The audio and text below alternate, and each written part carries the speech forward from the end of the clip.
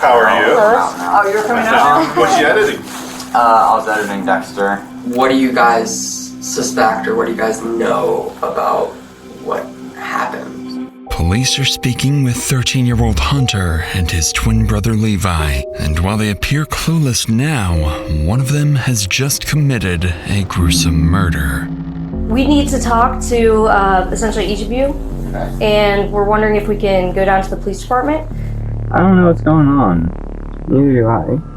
As the weeks-long investigation continues, detectives discover that these are no ordinary boys. One of them has spent years obsessively researching serial killers like Ted Bundy. Now he believes he's executed the perfect murder and can outsmart police. But a series of childish mistakes would cause his violent fantasies to slowly come to light, leaving his family and the entire town in utter shock as the monster they feared turns out to be a 13-year-old boy. Find that fool. Yes. And he needs to die. It's not possible. There has to be someone who planted evidence. What happens now? He's only 13. There's two types of people in this world. You've got monsters, you've got people who make mistakes. If it's a murder, then it would be a monster, right?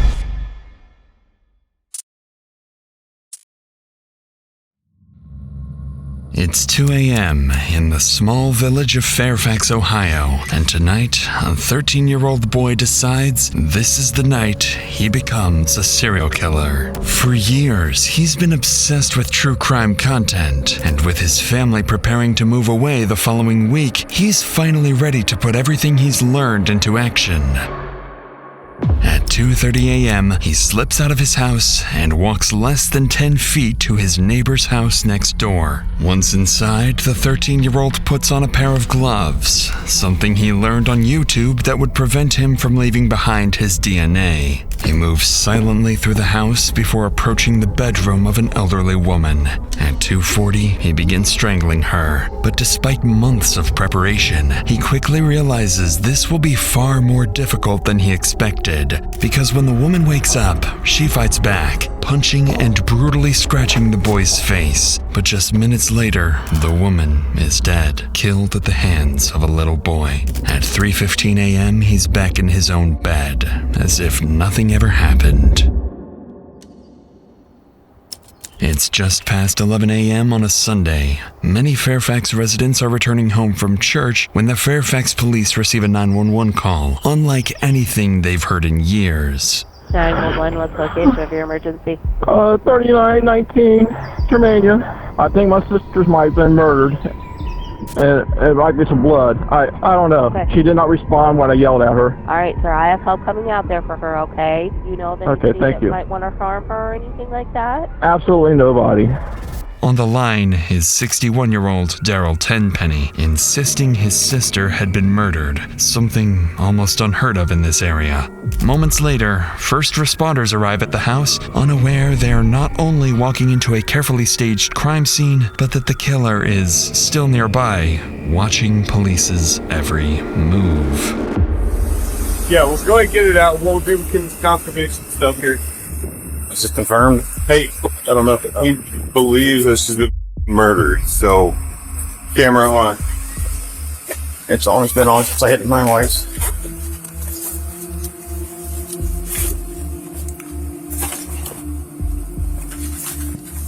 Hold. Rigger. Just try to touch as least as you guys can. Do what you guys gotta do. Yeah, no. So you got blood. Did he cover her up? I don't know. The dispatch said that he found her with a pillow over top of her. I don't know about peroxide and cleaning chemicals? That's different. A lot of cleaning chemicals. Pepto-Bismol. She drank it? I don't know. Well, let me go. You want the monitor? We have Rigger. On the bed lies 64-year-old Sheila Tenpenny, partially clothed and deceased for what appears to have been several hours. As officers continue to inspect the house, they notice nothing appears to be stolen, supporting their working theory that Sheila may have taken her own life. And with that assumption comes the first accidental success for the 13-year-old killer, convincing him he's already outsmarted the police. However, what officers spot next would flip this theory upside down. It's just a female DOA on Germania. Just kind of odd, pillow over her face and some chemical Hair flavor in the house. underneath, blood and hair underneath your fingernails. Blood splatter around the bed. The guy that found her said the door was open, and he said that he told the squad that he thinks she was murdered. So I don't see blood from her. So that might not be from her. Who knows? That's police work. I don't mean to overstep. No, you're good. Pills. Yeah. I mean, it's possible. Yeah. While the blood and hair beneath Sheila's fingernails certainly raise suspicions, investigators still refuse to rule out the possibility of this being self-inflicted. But before they send Sheila's body for autopsy, there's still something that doesn't sit right with them. They're baffled by how certain the victim's brother, Daryl, seemed that his sister had been assaulted before paramedics had even suggested that possibility. And with that statement alone, he has unknowingly made himself their first suspect. So they decide to ask him a few questions. How you doing, sir? Obviously not great. I'm Officer Moore, Fairfax Police Department. When's the last time do you know? Yesterday, do you know what time about, or did you talk to her or see her? I seen her, and actually, 7:09 p.m. is the last message I got from her. Was there anything? Was she struggling with anything? No. I mean, mentally, physically? No. Nothing at all? No, she's pretty happy. Okay, so you made a comment to these guys when they first got here that you thought, like, she she's laying on the bed with her legs spread, and it looked like there was blood, and her head had stuff on top of her, like someone tried to smother her, and she looked like they ripped her thing open, and I yelled at her, and I didn't see no movement from her whatsoever, and I just turned around and walked out. Interestingly, Daryl never mentions performing CPR. And while police now know it likely wouldn't have saved Sheila, that's not something Daryl would have known for sure. And right here comes the second lucky break for the teen killer. Because every good murder needs a fall guy, and the police have just taken the bait with Daryl. Shortly afterwards, Daryl's interview wraps up, the scene is secured, and officers return to the station to await the autopsy results. But as investigators leave the house, they would overlook a crucial piece of evidence. Lying beneath Sheila Tenpenny's body was a men's wristwatch, a seemingly insignificant detail that would later become one of the key pieces of evidence used to solve the entire case. 1 week passes, and then comes the update investigators have been waiting for. The forensic and DNA results arrive, completely overturning their initial assumptions. Investigators determined that Sheila Tenpenny had suffered blunt force trauma to the head and neck before ultimately being strangled to death. But they also confirmed something crucial. Sheila had managed to fight back. On her hands and beneath her fingernails are traces of blood and tufts of hair, DNA belonging to an unknown male. With these disturbing findings, there is no longer any question. This is a homicide. So early Monday morning, officers returned to the neighborhood, going door to door in search of anyone Sheila may have wronged, and anyone with fresh defensive wounds. But in reality, the detectives couldn't be more off track. While the young killer quietly brags about the murder online, growing more confident by the hour, knowing the victim had absolutely no enemies. And as police begin surveying the neighborhood, they have no idea which interaction will bring them face to face with Sheila's killer. So you're one of the trusted family members. What we're doing is getting elimination DNA from anybody we talk to, as long as you're willing. Thank you very much. And then how about your hand? Just let me double check your hands. I know you work with them on the other side. Yeah, that's great. I can't believe they haven't got a lead or anything. There's a lot going on, I'll say. So this is just part of the process. Here's my card before I forget, in case you have anything else or need to reach out. My email and phone number's on there. find that fool. Yes. And he needs to die. Yeah. Capital punishment. Well, I wish we did that more often, to be honest with you. So. I mean, if he gets out, he's going to do it again. You can't cure you don't that. fix that. Yeah. You don't fix that. I agree. Okay, you're good there. I'm gonna come up here soon. I know this is a pain in the ass, man, but I definitely appreciate it. So you guys think this is a random thing, or?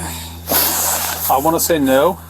I do. Well, but from what I've heard, the guy down in that new house over there, and a couple others, I've been out here having my cigarette. Sure. I hear, I think the brother did it. They're going to arrest him in a couple, 3 days. I'm like, what? You think the brother did it, huh? Yeah.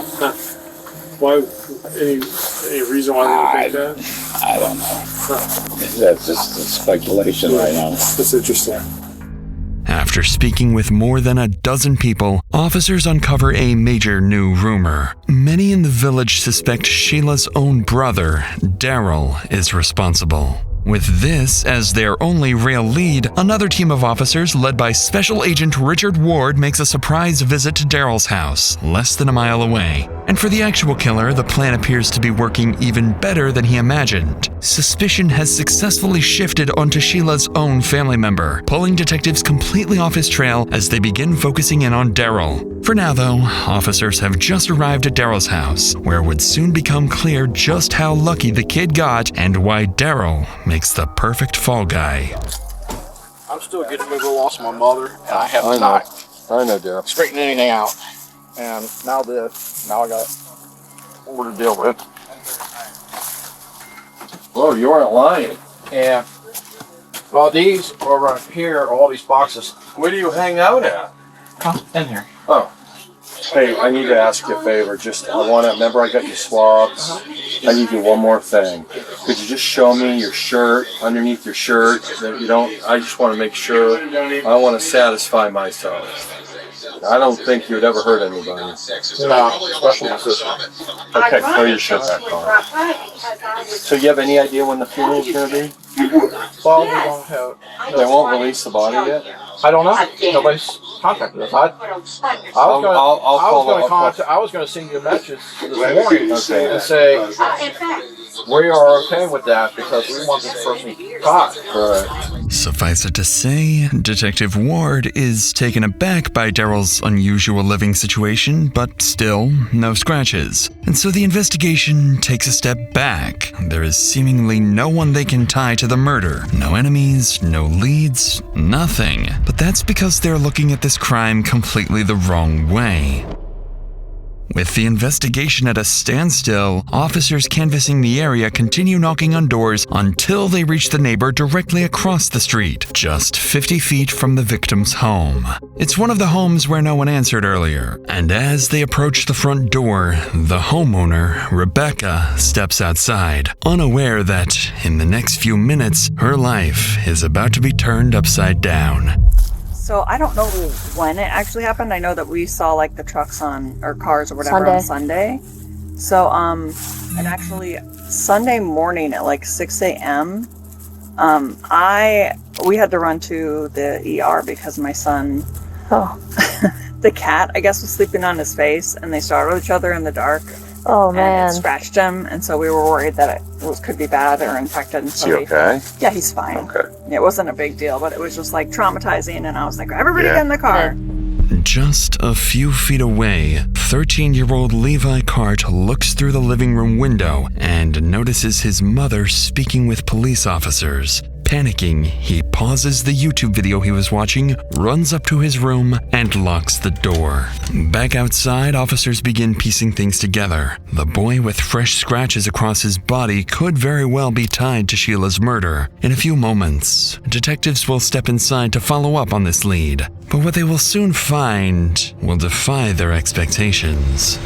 But before we get to that, it's worth noting that covering stories like this, you've realized just how much people are forced to carry. Fear, trauma, even the day-to-day burden of surviving. And sometimes that weight shows up in other ways too, like debt. Do you feel crushed by debt? Those high interest loans, that mountain of credit card debt, or even the overwhelming medical bills? All the debt that has been keeping you up at night could be gone quicker than you think. Imagine being debt-free, not in 10 years, but in as little as just 2 years. Think about that relief. You can finally feel free. PDS Debt are experts at making this happen. They know precisely how to negotiate with the companies you owe, strategically working to get you a resolution where you owe them significantly less and can be relieved of your debt. They listen to your unique situation to create a personalized plan that works, regardless of your credit score. There's no minimum required to see how they can help you. They tackle credit cards, personal loans, collections, medical bills, finding the right solution to save you money and get you debt-free faster, putting you back in control. And their results speak for themselves. PDS Debt holds an A+ Better Business Bureau rating, boasts hundreds of 5-star reviews on Google and Trustpilot. That's because they've helped tens of thousands of people break free of debt. Stop living in debt. Get your free assessment and find the best option for you right now at pdsdebt.com/insanity. You're just 30 seconds away from starting to get out of debt. That's pdsdebt.com/insanity. With that said, let's get back to the scene, where detectives are about to go inside Rebecca's house. Unknown to them, what they are about to find inside will be nothing like they expect. Do you care if we come in, or you want them to come? Okay. The only reason we're outside is because I was feeling stressed out. Alright, I do have 2 cats though, so. No problem. Come on in. Hey guys. Hello. Do you wanna come out here or no? I haven't been really transparent about what happened across the street, and people who are investigating are talking to everybody, and they just want me to talk to everybody who lives.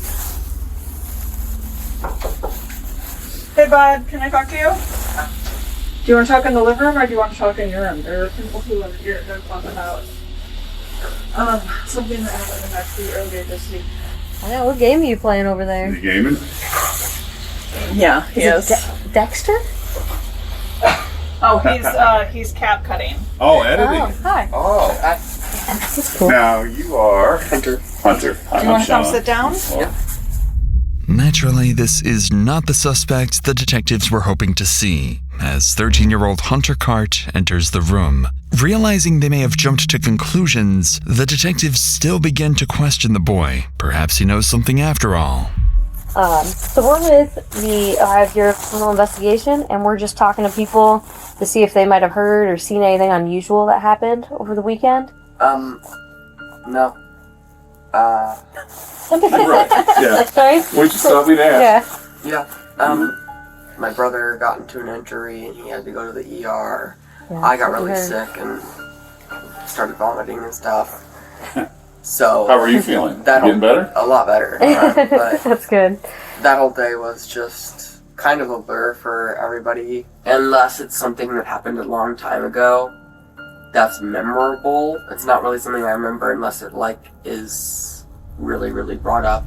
Although Hunter is unable to provide any new details, he seems fairly cooperative and willing to help. His twin brother Levi, on the other hand, is still in his room, refusing to come out. Earlier, their mother had mentioned Levi was editing Dexter, a crime drama centered around a vigilante serial killer, a show both detectives are all too familiar with. And it's here that detectives would begin to realize their initial hunch about Rebecca's sons may not have been a coincidence after all. Yeah, it's usually never quick, but that's actually pretty quick. Hello. Yeah. How are you? Oh, you're coming out now? What you editing? I was editing Dexter.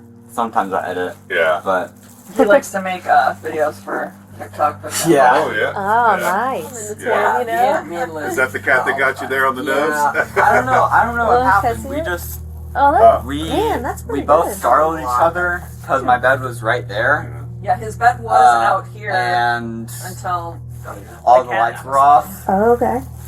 So we've been knowing for a while that we needed to cut their nails. Hunter's been saying that for I know. a long time. I felt so guilty because I had to. So us moving, I mean, we know, everybody knows that cats just are awkward. So us moving, Marshmallow being weird because we're moving, and Is Marshmallow the cat? Yes, and we had a a play set for them, and we packed it up. So that's also probably another thing. So yeah, me and him just randomly saw each other. He scraped me on the neck. I'm not sure if you can see. No, okay. Where else did you get it? Yeah. He kind of scraped me on my face a little bit. 5. And then mainly my nose. And I was nose trying was to the clean scary my one. I was Yeah. trying to clean myself up. Yeah, it was 5 like- stitches. It was pretty deep. Pretty deep. It hurts So when your nose there. we went back to the house after we got out of the doctor, and then that's when we saw the ambulances. I don't know, a lot of it's a blur because I tried to clean myself up, so I was distracted in the shower. Okay. Interestingly, both brothers used the same word, blur, when recalling the incident. And while traumatic events, even something like death of a neighbor, can affect memory, what catches officers' attention far more is the way Levi seems to over-explain what happened. He claims the deep scratches came from a fight with a house cat, something officers find difficult to believe given the severity of the wounds. So, with this in mind, detectives believe that despite their young age, the brothers have given them enough probable cause to take the next step. The detectives ask to speak with Rebecca outside for a moment, where they request permission to collect DNA from both of her sons. Without much hesitation, she agrees. But when the three of them return, one of the brothers would have a very different reaction to being tested. Do you mind if I come?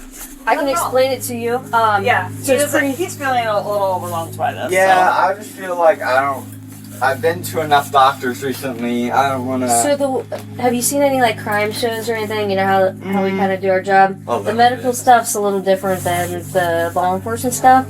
But I don't know if she explained to you, but we're just going to swab your cheek, and it's not going to go into any database or anything. But we're going to compare it against stuff that we have. That makes sense.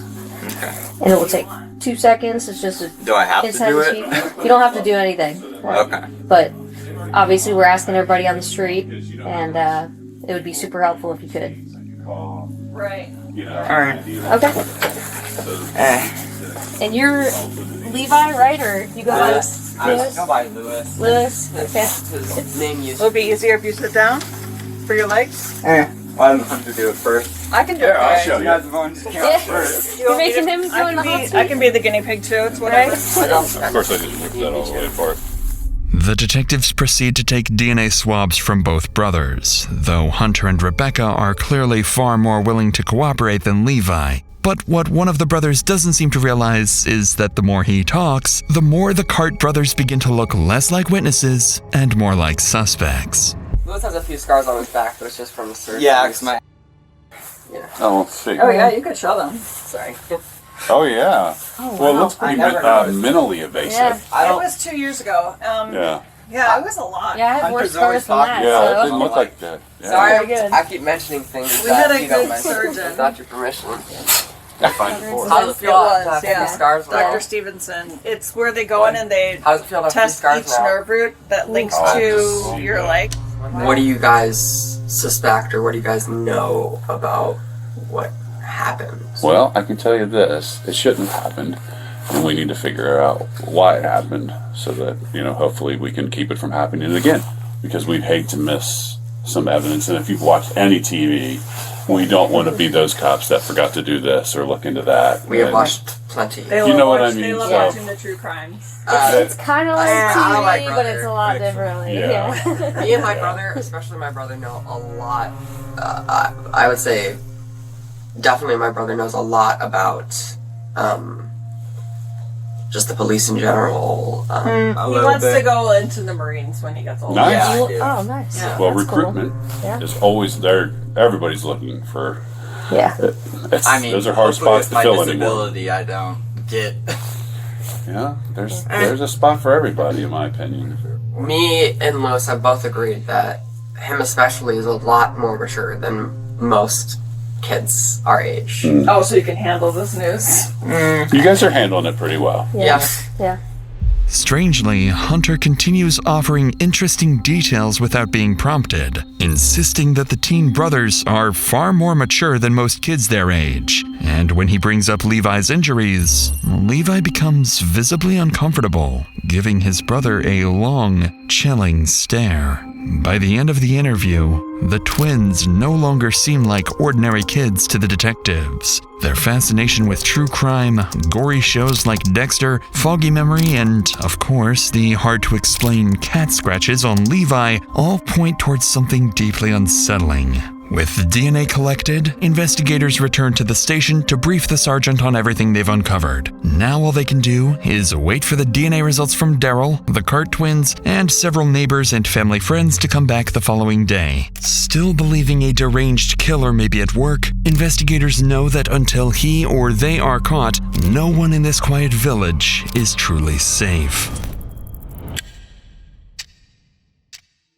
The next day, the DNA results finally come in, and investigators are stunned. Both of Rebecca's sons are a match, but that doesn't necessarily mean they were both at the scene. According to the forensic analyst, the lab cannot tell Levi's DNA apart from Hunter's, because identical twins share the same STR markers. Needless to say, investigators are now facing an extraordinarily rare problem. But even with these findings, detectives struggle to process the facts that the suspects are only 13 years old. Not only would they have to be deeply disturbed, but they would also need the physical strength to carry out a crime this violent. Then again, their age could also work in the investigators' favor. Teenagers are more likely to slip up, confess to friends or family, or leave evidence of their actions somewhere online. The problem is, detectives have enough probable cause for a search warrant, but not enough to formally detain Rebecca or either brother, something they absolutely cannot let the family realize.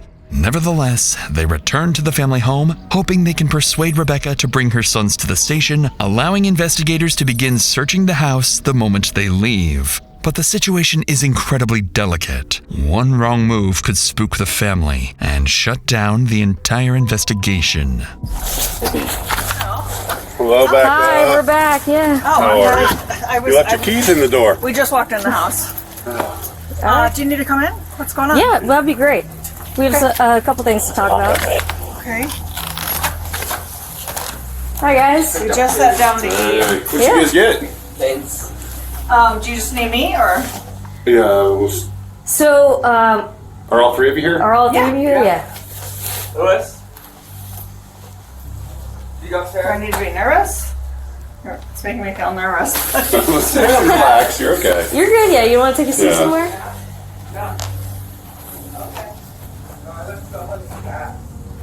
It's okay. I'm gonna go sit down so it's a little less weird. Yeah, come on in. Just relax. Yeah, you guys are good. Okay. Do you guys want to sit down here? You get more comfortable? Hey, Louis. Sure. Did you get Canes too? Yes, Yep. we literally just walked in the door. We need to talk to essentially each of you, and we're wondering if we can go down to the police department. Just so we have a better area to talk. Okay. So if you guys want, let's put some shoes and socks on, maybe a coat, and then we'll head that way. Clearly, detectives didn't arrive with a strong plan and are instead relying heavily on improvisation. Somehow, though, despite not having their answers fully prepared, they appear to be succeeding in getting the family to the station voluntarily. But that can only work for so long before someone catches on. Do we need to be getting lawyers or something? I'm feeling nervous about this. I don't. You're welcome to call an attorney. Also, like, do we have to go? Is this like a right now thing, or is it We would like you to. Yes. It would make, you don't have to do anything, I suppose. Right. Okay. I don't know. I feel uncomfortable. I'm not. How about we get there, we can explain kind of what's going on, give you some more info, and you can always, Okay. Well, do you want Have to us explain explain what's some going more. on before we head out there? And do you mind if we do that outside? sure. Sure. Do you guys want to wait a second? Is that what you mean? Oh, All three of you outside, if possible. Okay. We need to go over some things in the neighborhood with you, ma'am. If we could go back to Fifth so we don't have to sit in the rain. Yeah. And we got some pictures I want to show you, and I'll show you and your sons. And there's a bunch of stuff we want to talk to you about. So, Okay. all right, you guys good? Are we under suspicion for something? Or We just want to talk to you. I think you guys could help us clear a lot of things up around here. So, okay. all right, let's go. Hey, John. Yes, sir. And he'll ride with you. Okay, that works. Before we get in, I just got to make sure there's nothing on you. It's going to stick me, poke me, cut me. Yep. All right, actually, if you want to step over there to him right there. All right, you can just have a seat right there for me.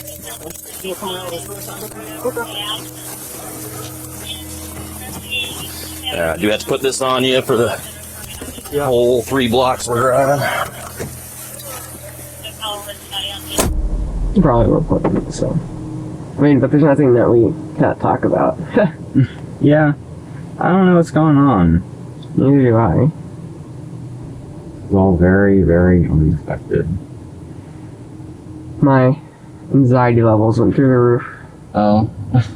I don't know why there's so many, like, police vehicles either. Yeah, that's definitely what scared me. Seeing all the cops immediately pull up. Like, one person's there, didn't see that other cop pull up, and then I was just like, why are they... What's the reason I'm sure for it's, that? I don't know, maybe it's an intimidation tactic. I guess, but what? I don't know why are they they trying to intimidate us. intimidate us? Right. Miraculously, despite the detectives' sloppy handling of the situation and Rebecca's growing skepticism, they still managed to convince the family to come to the station. For now, they've purposely kept the twins together, hoping the cameras might catch something incriminating. But the brothers have seen this tactic before and say nothing, foolishly convinced they're outsmarting the police. Investigators have also just confiscated their phones and obtained house keys from Rebecca, allowing them to begin searching the home for any evidence tying the boys to the crime. But despite these small victories, this is where detectives would face a major reality check about their strategy. Upon arriving at the station, the twins are quietly escorted through a separate entrance and separated from their mother. The twins don't seem particularly worried, calmly following detectives into the interrogation rooms. But for Rebecca, the situation is very different, because the moment she's finally informed that her sons are about to be questioned without her present, all hell breaks loose. I don't want food. I want to get our lawyer and have my children stop being questioned without a lawyer present immediately. Okay. So let's make that happen. I don't know who's doing what where. Nope, but I can Yep. go get that figured out for you. It needs to happen right now. Yep. Okay, yeah, I'll go today. I got it. I'm in my slippers. We just got home from the doctor's office. Those in look Canes. so comfy. They are comfy. Yeah. Amazon? Not, yeah. I find the best things on Amazon. People are so against it. Really, I know you're being friendly. I need to know my children are not being questioned and that they have a lawyer. You didn't let us know that we were being detained. You're not being detained. You're free to go. No, you didn't let us know that you were detaining my children. They're free to leave. You did not. Right now? They're allowed to leave right now. Let's go. Right now. Right now. You said they're allowed to leave. Yes or no? You cannot take them. Clearly, this is not how detectives hoped things would go. Rebecca is furious, and not without reason. The detective just admitted that the boys are free to leave, yet does nothing when Rebecca demands exactly that. On top of that, her phone has been confiscated, making it impossible for her to even call the lawyer. It's here that the risk behind the detective's strategy, or lack thereof, becomes impossible to ignore. The advantage of this approach is that by withholding the real reason the boys are there, detectives limit the information the suspects can tailor their stories to, making contradictions and inconsistencies much easier to catch later. That said, when those suspects are minors and detectives need their mother's cooperation, this strategy can quickly backfire, undermining trust and damaging the legitimacy of the entire process. And unsurprisingly, Rebecca's outrage is only beginning as she storms out of the interrogation room in search of anyone willing to tell her what's really going on. Are you accusing them of murder? I am not. Is that why they're being detained? Because they're under suspicion for murder? They're questioning to find out if they know any additional details. How would about they it. know anything? Unless don't- you were accusing them of I don't murder know and what you they think that they know. murdered someone. So that's I'm saying our this whole charade, the way we've gone about this and approached it and slowly showed things to me because I've asked questions and not because you were transparent, is not okay. It literally just says we have the ability to search all of your belongings. It doesn't say... For what reason would they want to search the belongings? It says for murder. Because we're investigating the murder of the neighbor. Yeah, and my 13-year-olds have not murdered anyone. Okay, well, we're trying to find further information that was divulged yesterday to put the pieces together. So I'm not going to be told anything.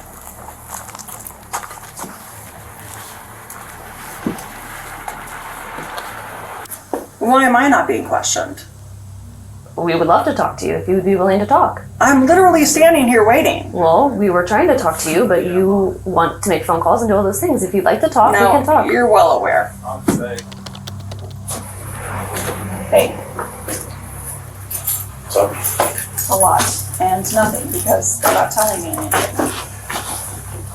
well, I would assume because I asked for a lawyer for the boys. He's saying because we talked yesterday. I'm asking him. Calm down. Sorry, I'm really worked up. I'm not- I know. I understand. I understand. You have every right to be worked up. I'm just trying to sort it out. All right, I'll let you do So your thing. under what grounds are they being questioned? What prompted them? There was a to be murder brought that up? happened across the street. I understand that, but what specifically about our boys is causing you guys to bring them to the station for questioning? Those details I don't know because those investigators know more about that than I do.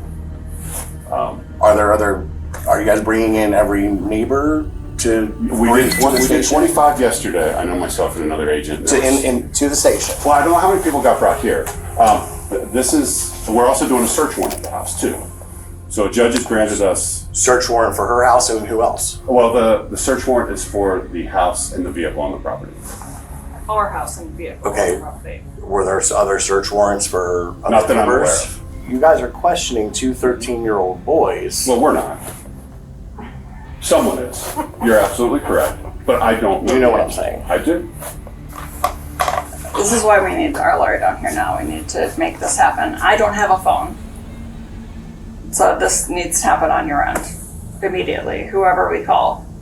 After getting little to no answers from the detectives, the twins' father calls a lawyer, hoping he can intervene. But even with legal counsel now on the way, detectives press forward with the interviews, fully aware of the risk they're taking. At the same time, ever since the boys left with the police, a search of their home has been underway, and very soon it will begin yielding crucial evidence for the interrogations.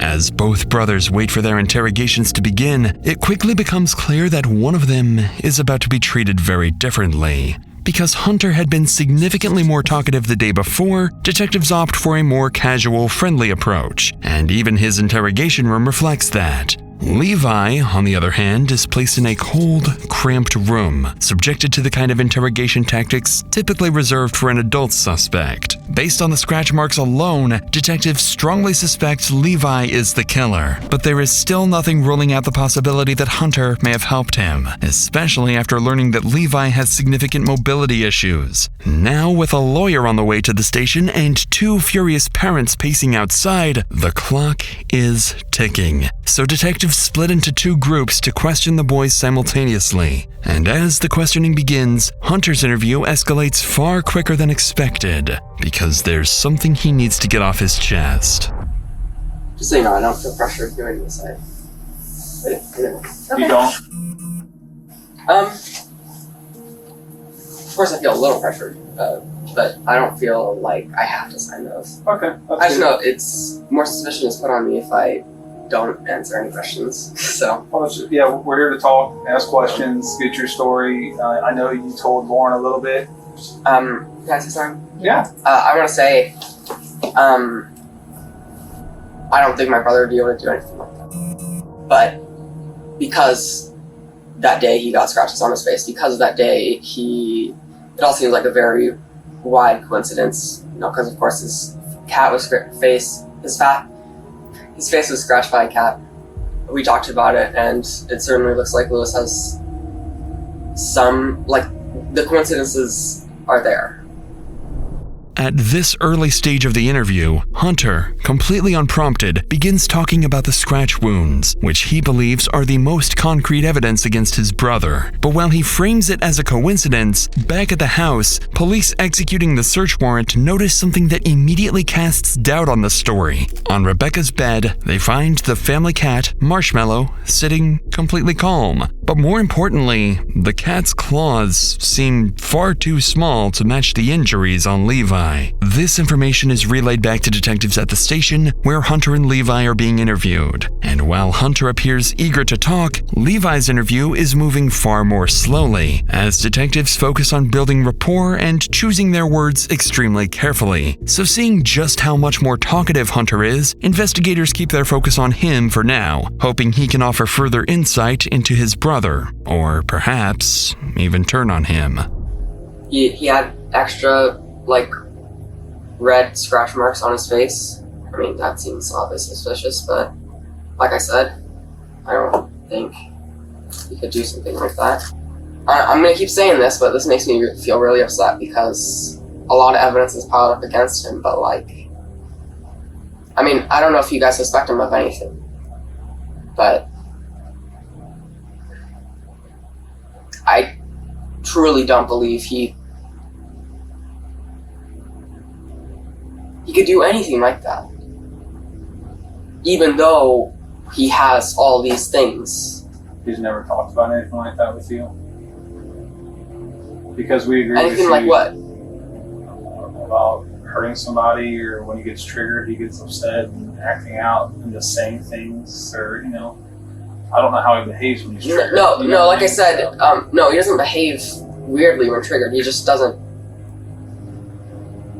He's just quiet. It's upsetting for him. Like, he started crying when he got back to this house because he said he never gave us an explanation as to why he's triggered, but. Interestingly, although Hunter describes the suspicious behavior he's noticed from his brother, he continues to insist that Levi could not actually be responsible for the murder. But detectives can't tell whether his reaction is genuine or part of a calculated effort to distance himself from the crime. At this stage, though, they're fairly certain Levi is the culprit and decide it's time to stop speculating and focus on something more concrete. So they turn to a key piece of evidence Hunter can't deny. Something they had kept hidden from the twins. A watch recovered from beneath Sheila's body. One investigators initially dismissed, but now strongly suspect belongs to one of the two boys. And whether he realizes it or not, what he says next would seal their fate. You recognize that? That's Lewis's farm. That's Lewis's watch. Lewis's watch? Yeah. Okay. Alright. What do you think about that? What do you mean? Okay, let me widen it out. That's the picture. What do you think that's a picture of? Try to take some deep breaths, okay? We don't have any of those blankets. Right. It's not your house. No, I remember him saying that he lost his watch. And when did he say that? After he...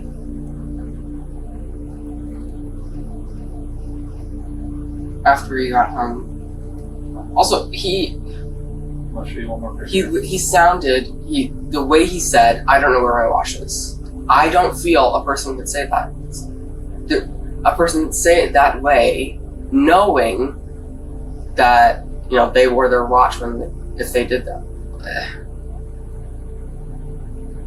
Are you saying he purposefully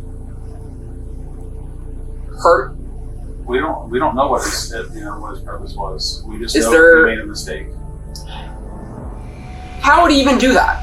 He's fucking disabled. How would he sneak out of the house, get into the house, stab somebody? Is it true that them? Is that true? Did you find DNA evidence? We're not gonna. Yeah, so... There's no way he would do that. There's some stuff that happened that we can't give you details about. There's no way. There's no way. From the beginning. If he...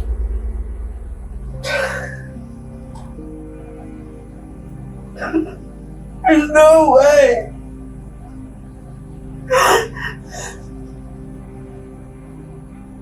It's not possible. There has to be someone who planted evidence. There has to be some misunderstanding. At the thought of his own brother being responsible for the murder, Hunter appears to completely break down. Detectives realize he's now too emotional and overwhelmed to provide any more reliable information, so they decide to end the interview. Despite failing to secure a confession and not fully ruling him out as a suspect, still, they've learned something important. More insight into Levi, and confirmation that his watch was indeed at the scene.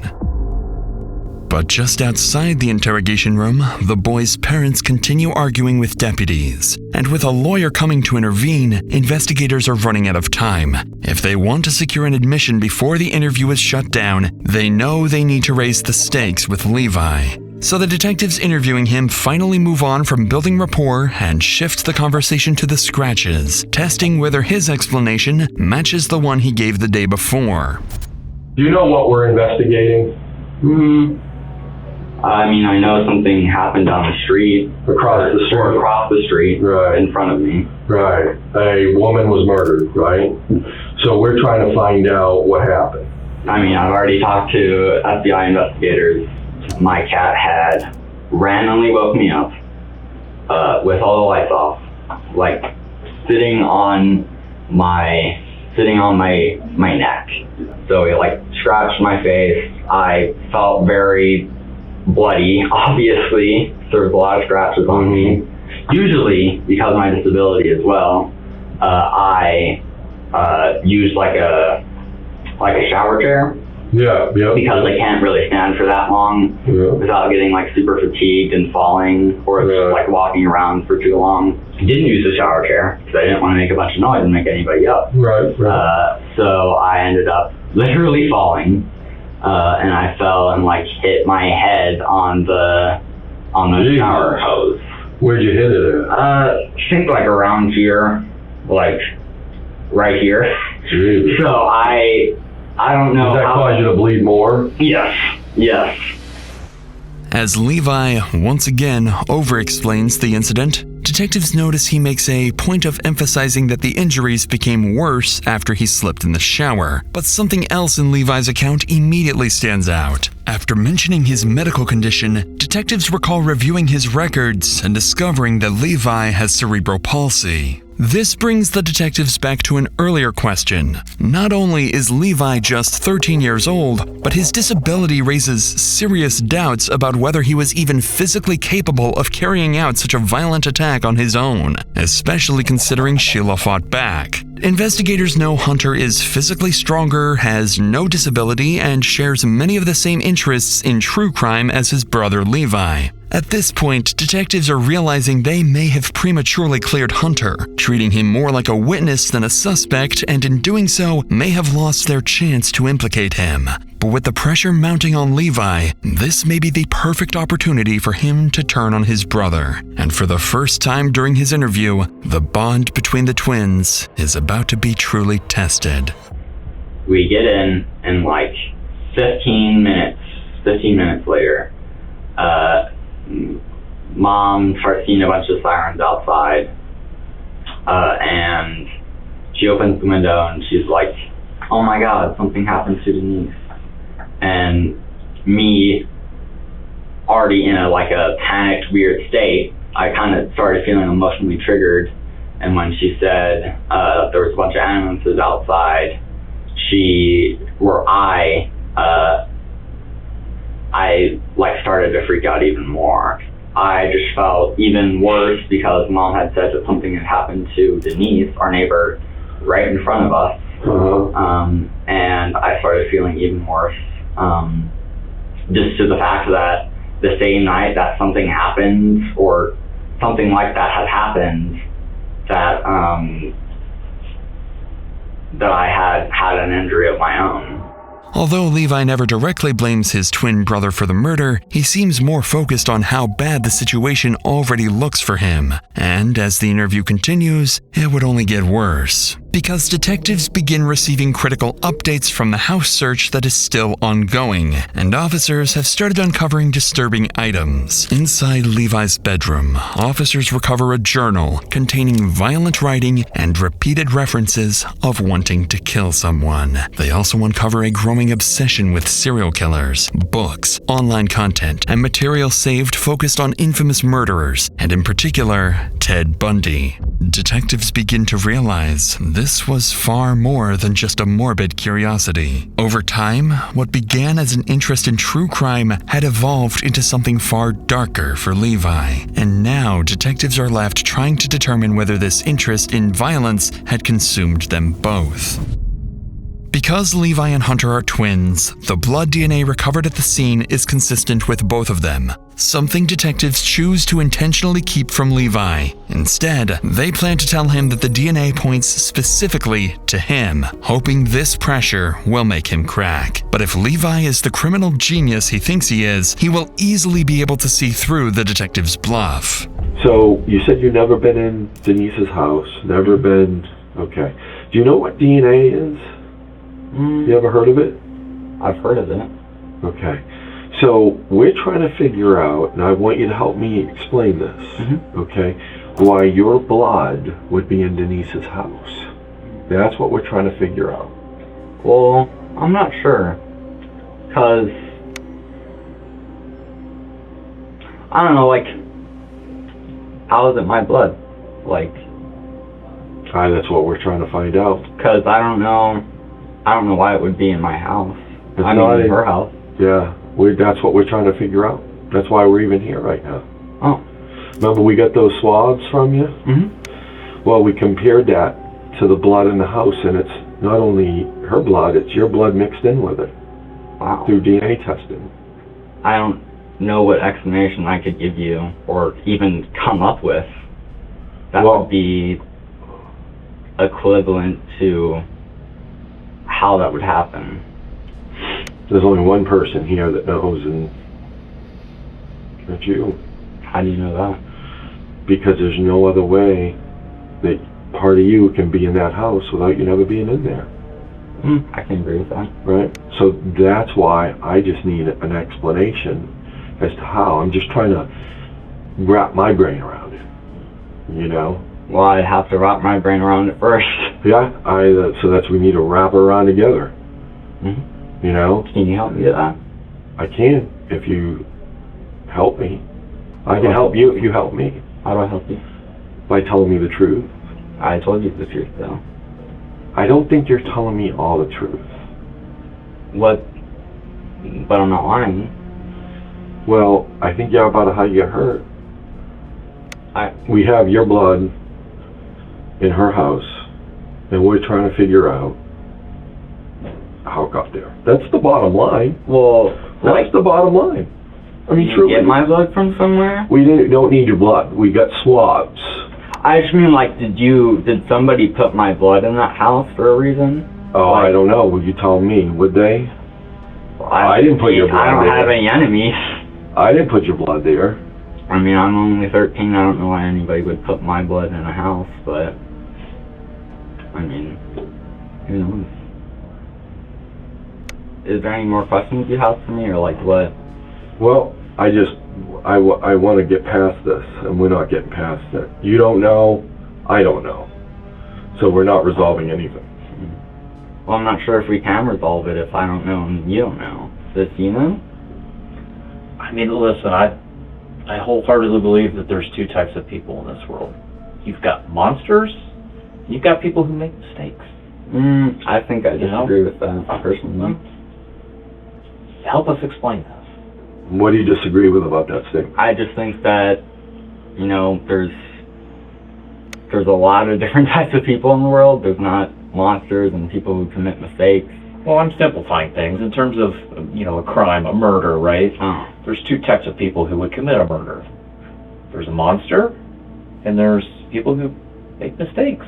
Like his example of the... Got carried away. Well, if it's a murder, then it would be a monster, right? Not necessarily. You don't think so? No. Still believing he's in control of the situation, Levi never asks for a lawyer or even his mother, and unsurprisingly, fails to catch the detective's bluff about his DNA. But while Levi remains convinced he's outsmarted the police, he has no idea that while the evidence uncovered in his room is already damning enough, what detectives are about to find on his phone will destroy any chance of walking free. Because before long, detectives would receive the final and most crucial breakthrough in the investigation. After searching the brothers' phones and social media activity, it begins to uncover a disturbing picture. Just one day after the murder, Levi writes, "This one was a fighter," and detectives realize this wasn't a spur-of-the-moment act. Levi had been planning a murder for months, with searches of how to choose the perfect victim, how to strangle someone, and how to defeat a police interrogation. And they would uncover even more evidence tying Levi directly to the scene. Not only was the watch confirmed to be Levi's, but inside his room, they discovered a shirt covered in Sheila's blood and gloves matching the ones from the crime scene. Now, even without a full confession, detectives know they have enough evidence to formally charge him. With this, both interrogations finally come to an end, and as a detective steps out to inform the parents that one of their young sons is an alleged killer, all they can do is stand in shock, silently waiting to hear their son's fate. Yeah. This is their dad. I'm Special Agent Ward with Beast Bureau Criminal Investigation. You see two of my colleagues here, my other colleague. Now, there's some certain things I'm going to tell you that we have that are bad, okay? All right, that watch that we showed you was under her body. What? What? Yes. No. Okay, you have more things to tell me. Okay, I don't know what in the world happened. We're not talking to him anymore. I mean, he doesn't want to really talk anymore. I don't know what happened. You can keep talking. Well, we have a lot of other evidence too. I'm just trying to figure out what in the world happened. I don't know. No. No.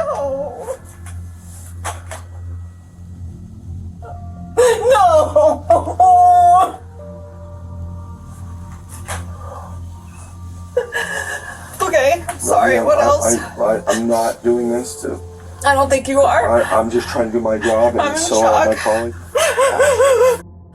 What happens now? I'm consulting with the Wilmington County Prosecutor's Office. He's only 13.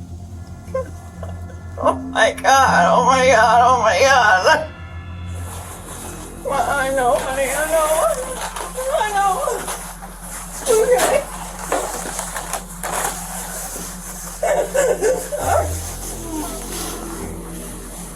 No, it's not true. No. Oh god, I feel like such a over being so stern. I never. You're a mom. There's no way you could have known. After finally learning what their son had done, Levi's family are left to come to terms with a devastating reality. With the overwhelming evidence against him, on November 10th, 2025, Levi Cart ultimately pleads guilty to aggravated murder, aggravated burglary, and strangulation in the killing of Sheila Tenpenny. And because of his age, Levi receives the maximum sentence allowed under juvenile law. He will remain in a juvenile facility until he turns 21, meaning he is expected to be released in 2033. But for Sheila's family, the outcome still doesn't feel like justice. Under juvenile sentencing laws, Levi cannot legally remain incarcerated beyond that age. And at Levi's sentencing, the lead investigator warned the court, telling the judge he made a mistake. It was good luck for us that he did, but in the future, is he going to learn from those mistakes? That's what I'm concerned about. For the detectives involved in the investigation, there remains a terrifying possibility that Sheila was not the end of Levi's violence, but only the beginning